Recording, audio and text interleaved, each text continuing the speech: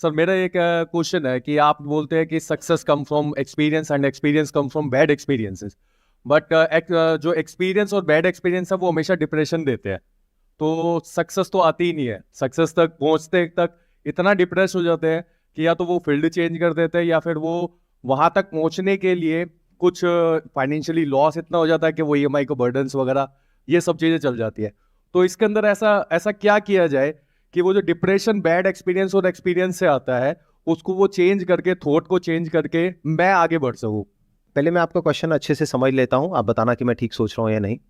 आपका क्वेश्चन ये है कि मैं बोलता हूं success comes from experience and experience comes from bad experiences. तो कई बार लाइफ में इतने बैड एक्सपीरियंसेस हो जाते हैं या इतने बड़े बैड एक्सपीरियंसेस हो जाते हैं कि उसके बाद में इंसान डिप्रेशन में ही चला जाता है और उसके अंदर हिम्मत ही बाकी नहीं रहती है कुछ और करने की, तो वो इंसान ही खत्म हो गया है। या ये कह लो, चाहे साइकोलॉजिकली नहीं खत्म हुआ है बट फाइनेंशियली ही खत्म हो गया है, राइट।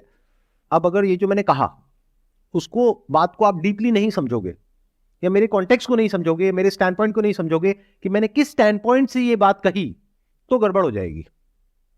ये बात मैंने कही थी अपने लाइफ चेंजिंग सेमिनार में। आप में से कितनों ने देखा है वो सेमिनार जो 2 घंटे का है? कितनों ने नहीं देखा है? वो ना एक चुल्लू भर पानी होता है, उसमें अगर आप चाहे तो वो सेमिनार इस वक्त Guinness book of world record में है। वो वर्ल्ड का मोस्ट व्यूड एजुकेशनल वीडियो है आज की डेट में, और फिर भी आपने नहीं देखा है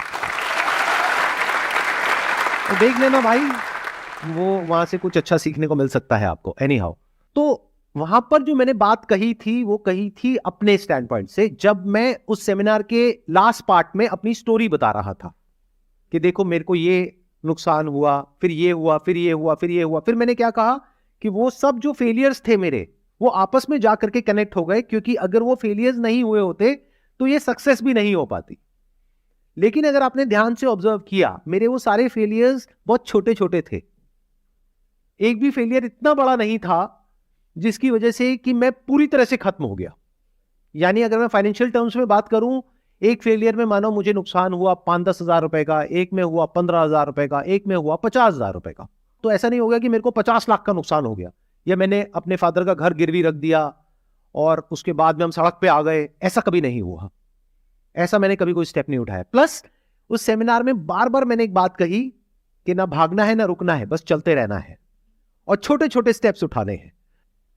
तो जब इन सारी बातों को आप जोड़ करके समझोगे तब आपको समझ आएगा कि किस स्टैंड पॉइंट से मैंने क्या कहा।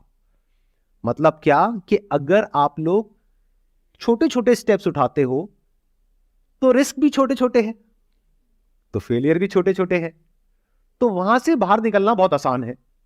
तभी मैं कहता हूं आसान है।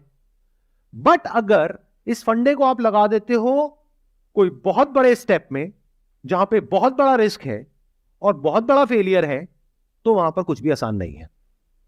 फॉर एग्जाम्पल, एक बच्चा है जो चलना सीख रहा है, धीरे धीरे कोशिश कर रहा है, बार बार गिर रहा है, फिर खड़ा हो रहा है, फिर चल रहा है, फिर गिर रहा है, फिर चल रहा है, तो कोई रिस्क है? लेकिन सोचो कि अगर उसके मां बाप में इम्पेशंस डेवलप हो जाए, 2 महीने हो गए चल ही नहीं पा रहा है, एक काम करते हैं इसको पकड़ करके रस्सी से बांधते हैं और भगाते हैं इसको, गाड़ी के पीछे बांध दो इसको। मतलब पता नहीं होता लोगों के दिमाग में किसके क्या, मैं आइडिया नहीं दे रहा आप लोगों को, please do not try this at home.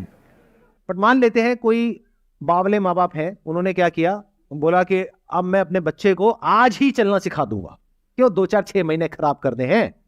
अरे 2 घंटे में लो, रस्सियों से हाथ पैर उसके बच्चे के बांधे, बेचारा खड़ा भी नहीं हो पा रहा अभी ढंग से, और उसको बाइक के पीछे बांध दिया है और बाइक चला रहे हैं। इन अदर वर्ड्स, अगर आप कोई बहुत बड़ा रिस्क लेते हो फाइनेंशियली, जहां से रिकवर करना आपके लिए पॉसिबल ही नहीं है, तो क्या करोगे उस घटिया एक्सपीरियंस का?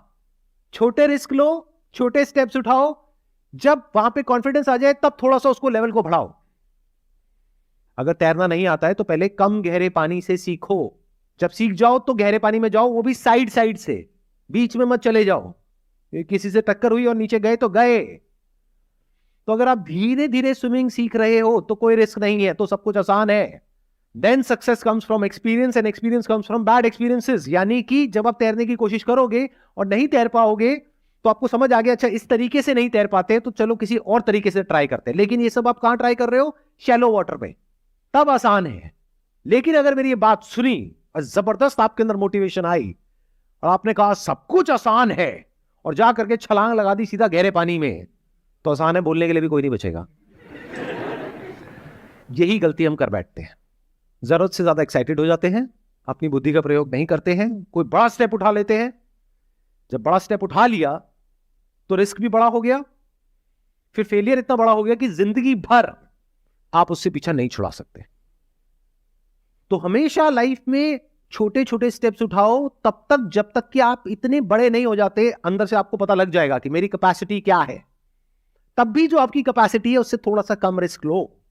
कभी भी इतना बड़ा रिस्क मत लो लाइफ में कि आप सड़क पे आ जाओ, अगर फाइनेंशियली बात करी जाए तो। बहुत इंपॉर्टेंट है ये बात, ध्यान से सुन लो मेरी इस बात को। नहीं तो क्या होता है, जब ग्रीड हमारे ऊपर हावी होती है, लालच आता है कि मेरी जो फैमिली की प्रॉब्लम्स है, अभी जो मैंने बच्चे वाला एग्जांपल आपको दिया, अब देखो उसको रियल लाइफ से रिलेट करते हैं।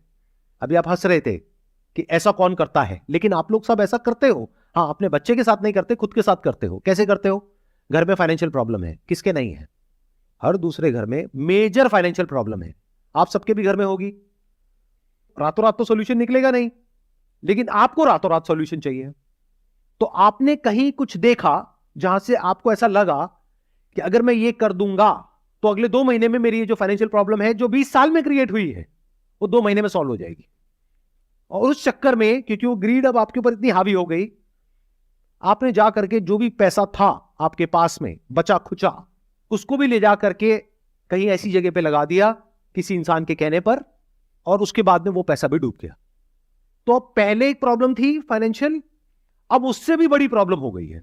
या इससे भी और एक स्टेप आगे जाए तो अपना घर था, उसको भी गिरवी रख दिया मां बाप को कन्विंस करके। अब एक तरफ से घर जाने वाला है, दूसरी तरफ से घर के खर्चे के पैसे नहीं है, तीसरी तरफ से उधर जो रिस्क लिया है, फेलियर हुआ है, उसकी वजह से साइकोलॉजिकली भी प्रॉब्लम हो रही है और फाइनेंशियली तो हो ही रही है। अब ये एक्सपीरियंस किस काम का है? किसी काम का नहीं है। क्लियर हुआ मैंने क्या कहा? आपकी जो प्रॉब्लम थी उसका सोल्यूशन मिला आपको, आंसर मिला क्लियर कट? एक बार आप बताइए। सबसे पहले तो कि जो भी अगर रिस्क भी लेता हूँ तो उसके अंदर उतना रिस्क लूँ जितनी मेरी कैपेसिटी है, उससे भी कम, ताकि धीरे धीरे मैं स्टेप आगे बढ़ा सकूँ। और उसके बाद में जब एक पॉइंट तक अगर मैं पहुंच जाऊं और उतनी मेरी कैपेसिटी हो जाए, तो उसके बाद में मैं बड़ा रिस्क ले सकता हूँ। मतलब कि पहले चलना सीखो फिर भागो। फिर भागना सीखो। सीधा भागोगे तो हो सकता है इतना बड़ा एक्सीडेंट हो जाए कि चलने लायक भी ना रहो।